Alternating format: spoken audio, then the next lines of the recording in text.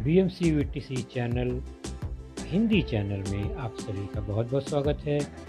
इस वीडियो को देखने के बाद आप लोगों के लिए इसके डिस्क्रिप्शन बॉक्स में कुछ आसान से प्रश्न दिए गए हैं जो कि इस वीडियो से संबंधित है। उन्हें हल करने का प्रयास ज़रूर कीजिए और फिर वीडियो देखने के बाद उसमें एक छोटा सा डिस्क्रिप्शन बॉक्स में छोटा सा गूगल फॉर्म भी है, उसे ज़रूर भरें। अपने सुझाव अपनी राय को उसमें ज़रूर भरें ताकि हम वीडियो को और इम्प्रूव कर सकें। और अंत में इस चैनल को अगर आपने सब्सक्राइब नहीं किया है तो ज़रूर सब्सक्राइब कीजिए ताकि आपको नए नए आने वाले वीडियो की सूचना मिलती रहे। तो चलिए देखते हैं अपना वीडियो।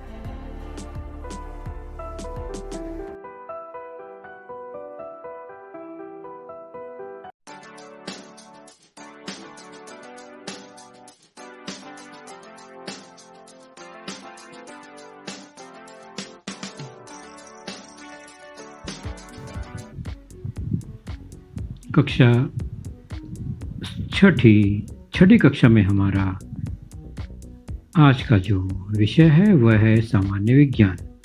सामान्य विज्ञान विषय में हम आज चर्चा करेंगे lesson number 14 light and the formation of shadows, जिसका भाग दूसरा पार्ट सेकंड आज हम देखेंगे, अर्थात प्रकाश और छाया का निर्माण, जिसमें हमने पहले भाग में कुछ घटक पर चर्चा की थी और आज हम उसके आगे की चर्चा करेंगे इस भाग दूसरे में।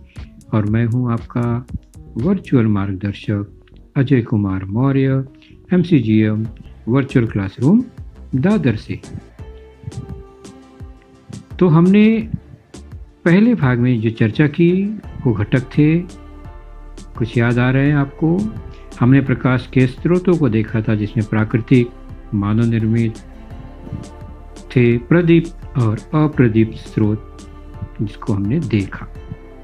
उसके बाद हमने जो चर्चा की वो थी प्रकाश का संचरण। प्रकाश कैसे मार्ग से संचरित करता है, जाता है, क्या वह टेढ़े मेढ़े मार्ग से जाता है या वह सरल सीधे मार्ग से जाता है। उसके बाद हमने चर्चा की प्रकाश का परावर्तन, कैसे वह वस्तु के पृष्ठभाग से टकराकर हमारी आंखों तक आती है या और कहीं पर जाती है, लेकिन सीधे सरल मार्ग से ही वह जाती है। और फिर हमने चर्चा की समतल दर्पण आईने में प्रतिबिंब किस प्रकार से बनता है। तो हमारी इन चर्चाओं के बाद जो आज की चर्चा होगी वह है, सबसे पहले देखेंगे हम सूची छिद्र कैमरा, जो कि प्रकाश के सरल मार्ग के जो रास्ते हैं चलने को, संचरण करने को के गुणधर्म से बनता है। और उसके बाद हम चर्चा करेंगे पारदर्शक अपारदर्शक वस्तु, अर्थात किन पदार्थों में से प्रकाश की किरणें आ सकती हैं और किस में से नहीं आती हैं, उन्हें हम क्या कहते हैं। और फिर देखेंगे छाया का निर्माण किस तरह से होता है इन पारदर्शक या अपारदर्शक वस्तुओं के पिंडों के कारण। तो सबसे पहले हम शुरू करेंगे सूची छिद्र कैमरा, इसकी चर्चा को आगे बढ़ाएंगे। चलिए अब हम प्रकाश के सरल मार्ग के गुणधर्म से एक वस्तु देखते हैं जिसका नाम है सूची छिद्र कैमरा, पिन होल कैमरा। यह किस गुणधर्म पर काम करता है, उसका प्रयोग हम घर में कर सकते हैं। सूची छिद्र मतलब सुई के छेद के बराबर बहुत छोटा सा छेद से जाने वाली किरणें किस तरह प्रतिबिंब का निर्माण करती है। ये एक पुट्ठा है, उसमें एक बारीक सा छेद है बीच में, यहाँ छेद मैंने बड़ा दिखाया है आपको समझने के लिए। और उस पुट्ठे के चारों ओर अंधेरा है और पीछे एक कपड़ा या पर्दा लगा हुआ है। कागज का पर्दा हो सकता है, पतले कपड़े का हो सकता है। तो ये हो गया एक पिन के समान, सुई के समान छेद वाला पुट्ठा है, पीछे एक पर्दा है और पुट्ठे के सामने कोई वस्तु है। तो हम जानते हैं कि वहां से निकलने वाली किरणें सीधे रास्ते से उस छेद से होकर जाने की कोशिश करेंगी। तो ऊपर जो है वो रोशनी सीधी आती है, पुट्ठे में से होकर आर पार सीधी चली जाती है। ध्यान दीजिए, जो हिस्से से रोशनी आ रही है वही हिस्सा हमें दूसरी तरफ दिखाई देगा। प्रतिबिंब में हमें वही हिस्सा दिखाई देता है जहां से रोशनी आती है। ऊपर से आई हुई रोशनी नीचे की ओर झुक गई, बीच में से सीधी जाने वाली किरणें सीधी चली गई और बल्ब के नीचे के हिस्से से आने वाली जो भी किरण थी वो भी सीधे रास्ते से छेद से होते हुए दूसरी ओर ऊपर चली गई। तो आप बता सकते हैं कौन सा हिस्सा कहाँ दिखाई देगा? हमें पुट्ठे पर, पर्दे पर यह नजर आएगा। तो बल्ब उल्टा नजर आने लगा। क्यों उल्टा नजर आ रहा है? प्रकाश की किरणें छिद्र पुट्ठा से जाने पर वह सीधी चली जाती हैं और जाने पर उनकी दिशा जो है नीचे वाली ऊपर, ऊपर वाली नीचे हो जाती है, इसलिए वस्तु जो है उल्टा दिखाई देता है। यह है पिन होल कैमरा और यह आप घर में कर सकते हैं। अपने घर के किसी दीवार में, दीवार के सामने पुट्ठा रखकर और दूर खिड़की से कोई रोशनी या कोई लाइट आप जलाएंगे तो आपको दीवार पर उसका प्रतिबिंब उल्टा नजर आएगा। अगर मोमबत्ती हो तो क्या नजर आएगा? इस तरह से प्रतिबिंब बनेगा। क्यों बन रहा है? क्योंकि जलती मोमबत्ती से निकलने वाली किरणें छिद्र से होते हुए नीचे की ओर चली गई, क्योंकि सीधा रास्ता वही मिला उसे। और यहां से भी सरल मार्ग नीचे से निकलते हुए ऊपर की ओर चली गई, तो उल्टा प्रतिबिंब दिखाई देता है। तो हमने देखा किस तरह से प्रकाश की किरणें सरल मार्ग से जाती। अब उन किरणों को रोक लिया जाए तो क्या होता है? तो उन किरणों को अगर रोक ले, कोई वस्तु अगर रोकती है, किरणों के बीच में आ जाती है प्रकाश की, तो वहां पर रोशनी नहीं पहुंचती है, तो वहां काले रंग की एक आकृति बन जाती है जिसे हम छाया कहते हैं। तो छाया का निर्माण उसी से होता है। देखिए, सूर्य है, एक पेड़ है, हम देखते हैं पेड़ की छाया जमीन पर आती है। जमीन पर क्यों छाया दिखती है? क्योंकि पेड़ बीच में है, उसमें से रोशनी या प्रकाश नहीं आ पाती, तो काले गहरे रंग की छाया दिखाई देती है। छाया मतलब वहां पर प्रकाश की किरणें नहीं पहुंच पा रही है ज्यादा। चलिए एक प्रयोग देखते हैं। एक कुत्ता है, यह एक टॉर्च है। अब हम क्या करते हैं? इस टॉर्च को जलाकर कुत्ते पर रोशनी करते हैं और पीछे एक पर्दा या दीवार है। टॉर्च को जलाने पर क्या होगा? उस वस्तु या जो कुत्ता यहाँ पर दिखाई दे रहा है, उसकी छाया दीवार पर दिखाई दे रही है। तो रोशनी के कारण हमें वह छाया मिली। रोशनी वहां नहीं पहुंची, कुत्ते ने उसे रोक लिया उस प्रकाश की किरणों को, इसलिए वहां पर छाया नजर आ रही है। और जहां जहां किरणें पहुंच गई वहां छाया नजर नहीं आती। फिर से देखें ध्यान से।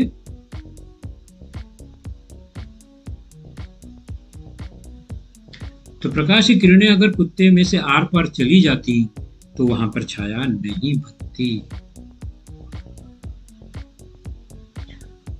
तो प्रकाश की किरण जब किसी भी वस्तु द्वारा रुक जाती है, अर्थात पिंड के आर पार नहीं जा पाती, तब उस वस्तु की छाया का निर्माण होता है। आपकी भी छाया बनती होगी जमीन पर या दीवार पर। रोशनी के सामने जब आप खड़े होते हैं तो विपरीत ओर छाया बनती है।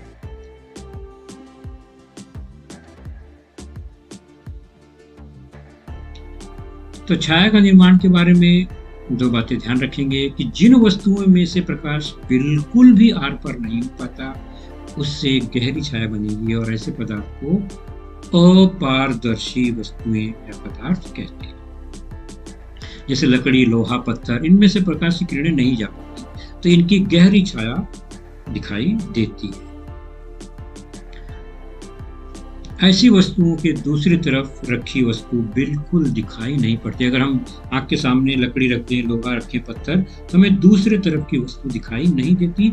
इसका मतलब उसमें से प्रकाश की किरणें आर पार नहीं जा पा रही हैं, तो बाहर से आने वाली किरणें हमारी आंखों तक नहीं आ रही हैं, इसलिए वो अपारदर्शी वस्तु है। और अपारदर्शी वस्तु के कारण गहरी छाया का निर्माण होता है। जैसे कि ये दृश्य खिड़की है, खुली खिड़की एकदम, इसमें से हम बाहर की दृश्य देख पा रहे हैं क्योंकि वहां से आने वाली किरणें इस खिड़की से आ रही हैं, तो हमें वो दिखाई दे रहा है। खिड़की को अगर हम बंद करें अलग अलग प्रकार की खिड़की से, इस यहाँ पर खिड़की का पल्ला लगा दें और उसमें देखते हैं एक क्लियर ग्लास है, तो उसमें से दृश्य नजर आ रहा है, मतलब उसमें से आने वाली किरणें आर पार होकर हमारी आंखों तक आती है। तो ऐसे वस्तु जो है, ये कांच, यह पारदर्शी लगा हुआ है, तो पारदर्शी खिड़की है क्योंकि इसमें लगे हुए कांच में से हमें दृश्य नजर आता है। तो जिन पदार्थों में से प्रकाश आर पार आसानी से आ जाते हैं, पूरी तरह से आ जाते हैं, उन्हें पारदर्शी पदार्थ कहते हैं। दूसरी ओर एक खिड़की इस तरह से लगाते हैं कि उसमें से हमें धुंधला सा दृश्य नजर आ रहा है पीछे का, तो इसका मतलब आधा रोशनी आ रही, आधी रोशनी नहीं आ रही है, पूरी रोशनी नहीं आ रही है। इसको हम पारभासक कहते हैं। पारभासक वस्तु से बनी हुई खिड़की है, यानी पूरी किरण हमें नजर नहीं आ रही, हल्की हल्की नजर आती है। तो जिन पदार्थों में से प्रकाश आंशिक रूप से यानी थोड़े थोड़े रूप में आर पार आ जाती है, उन्हें पारभासक पदार्थ कहते हैं। और तीसरी खिड़की कुछ इस तरह से है कि बंद होने पर उसमें से कुछ भी नजर नहीं आ रहा, मतलब यहाँ से कोई किरण वापस नहीं आ रही, तो वो अपारदर्शी खिड़की है। तो ऐसे पदार्थ जिनसे प्रकाश बिल्कुल भी आर पार नहीं जाते, उन्हें हम अपारदर्शी पदार्थ कहते हैं। तो ये सब प्रकाश के संदर्भ में ही सारी बातें हैं। अब हम छाया का निर्माण देखते हैं कि छाया कैसे छोटी बड़ी बनती है। उसके लिए 2-3 कारण हैं। मान लीजिए पर्दा और पर्दे के पास एक गेंद है, वस्तु है, और दूसरी ओर प्रकाश की किरण के लिए टॉर्च है। जब वस्तु पर्दे के पास है और वह प्रकाश की बीच में है, तो उसकी छाया दीवार पर बनेगी, तो यह एक छाया बन गई, है ना। आप प्रयोग करके देख सकते हैं। तो छाया वस्तु से थोड़ी बड़ी है, रोशनी थोड़ी छोटे जगह से आ रही है, गेंद जो है दीवार के पास है। अब क्या होगा, गेंद को थोड़ा सा सरकाते हैं, या पर्दा अब गेंद से दूर हो गया, लेकिन छाया बढ़ गई। ध्यान से देखिए, पर्दे से दूरी बढ़ने पर छाया बड़ी हो गई।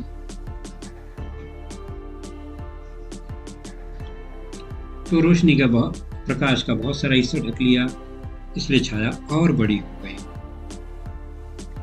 तो छाया छोटी बड़ी होने के लिए प्रकाश का स्रोत छोटा है या बड़ा, वस्तु बड़ी है या छोटी, वस्तु पर्दे के पास है या पर्दे से दूर है, या और रोशनी के पास है या रोशनी से दूर है, इस पर निर्भर करता है कि छाया बड़ी बनेगी, छोटी बनेगी, गहरी बनेगी, हल्की बनेगी। ये सब उस पर निर्भर करता है।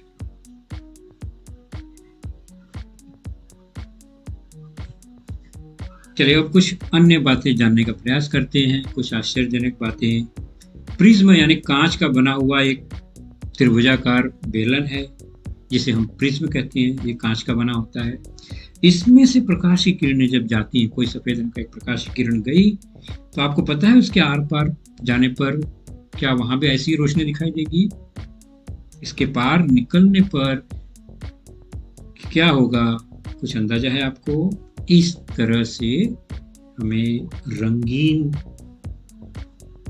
किरणें नजर आती हैं, जो कि आपने रेनबो या इंद्रधनुष में देखा होगा। तो इंद्रधनुष में रंग ऐसे ही बनता है, सूर्य की किरणें पानी की बूंदों में से निकलकर आती हैं जब कभी, तो वहां पर इस तरह से रेनबो या इंद्रधनुष नजर आता है। तो इंद्रधनुष कैसे बनता है? तो प्रकाश की किरणें प्रिज्म जैसे किसी ठोस पारदर्शी कुछ पदार्थों से होकर जब किरणें गुजरती हैं तो रंगों में, 7 रंगों में विभाजित हो जाती है। तो प्रिज्म में से जाने वाला प्रकाश 7 रंगों, जो कि इंद्रधनुष का रंग है, में विभक्त अलग अलग हो जाता है। ठीक इसका उल्टा, प्रिज्म में अगर हम 7 रंग अगर डालें इस तरह से, तो बाहर एक कॉमन सिंगल प्रकाश दिखाई देगा। वह कैसे होगा? तो हम देखते हैं ये एक चक्रिका जिसे हम न्यूटन चक्रिका कहते हैं। यहाँ पर 7 रंग का एक चक्र है, न्यूटन चक्रिका इसका नाम है। इसको अगर हम बहुत तेजी से घुमाएं तो सारे रंग एक दूसरे में हमें से मिले हुए नजर आते हैं, और बहुत तेज घूमने पर वह हमें सफेद नजर आने लगता है, जबकि है तो वो 7 रंग का। तो बहुत तेज घूमने पर यह कलर मिक्स होकर सफेद रंग दिखाई देता है। तो इंद्रधनुषी 7 रंगों को मिलाने पर सफेद रंग दिखाई देता है। न्यूटन चक्रिका में हम यह देख सकते हैं। रुकने पर यह फिर से 7 रंगों का हमें नजर आने लगता है।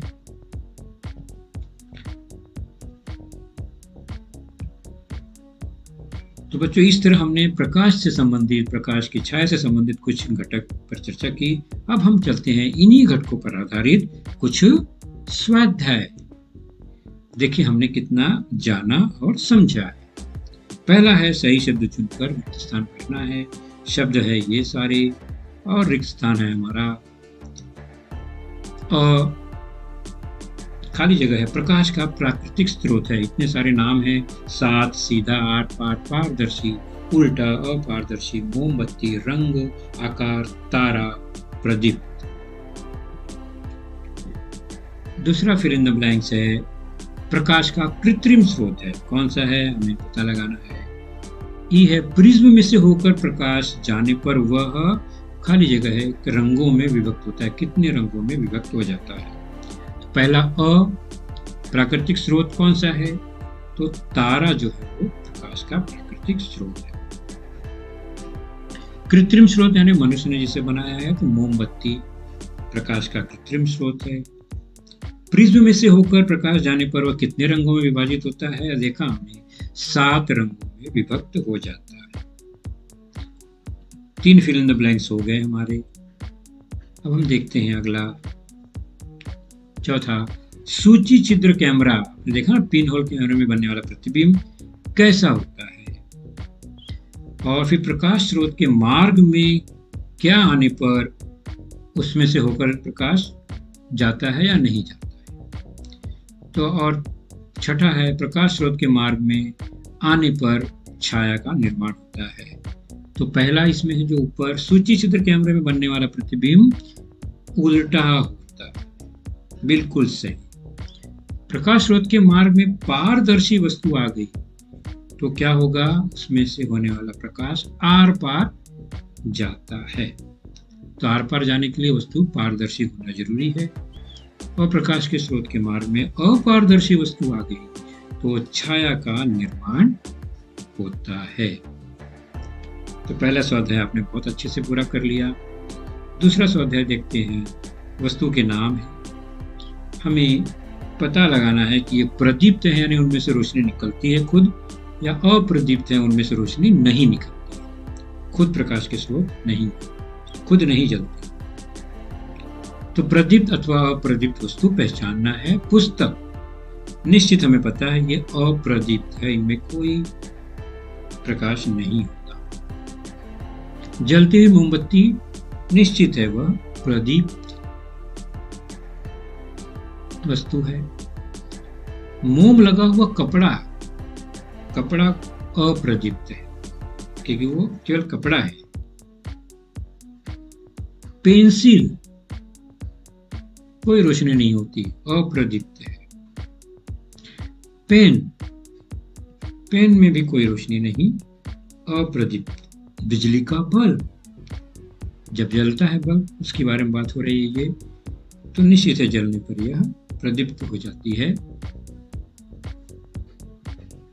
टायर, टायर अप्रदीप्त वस्तु है। और जलता हुआ टॉर्च जो है वह कैसा है? वह है प्रदीप्त वस्तु। तो आपने बहुत अच्छे से यह पहचान लिया। दूसरा स्वाध्याय भी।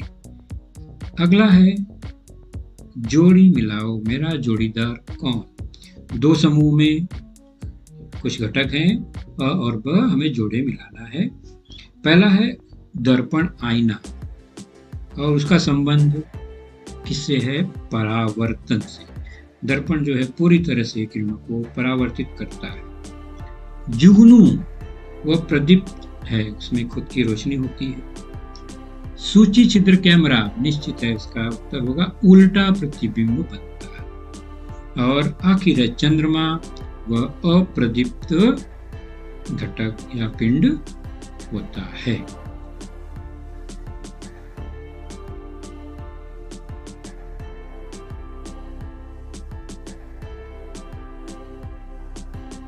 तो बच्चों, आपने देखा आज का लेसन, उसके प्रमुख मुद्दों को ध्यान से बार बार दोबारा देखकर समझने का प्रयास कीजिए, क्योंकि एक बार देखने पर किसी को भी वो पूरा मुद्दा समझ में नहीं आता। तो जैसे ही हम 2 बार 3 बार देखेंगे तो हमें वह समझ में आने लगेगा। और इसके आगे की जानकारी जो होगी बच्चों, वह निश्चित ही हमारे अगले वीडियो में होगी। तो उस वीडियो को देखने के लिए, उसकी सूचना प्राप्त करने के लिए जो नीचे सब्सक्राइब का बटन होता है उसे ज़रूर प्रेस कीजिए और नोटिफिकेशन ऑन रखिए, ताकि जैसे ही हमारा लेसन चैनल पर डाला जाएगा आपको वह तुरंत प्राप्त होगा। तो अपना ख्याल रखिए, सुरक्षित रहिए। Thank you.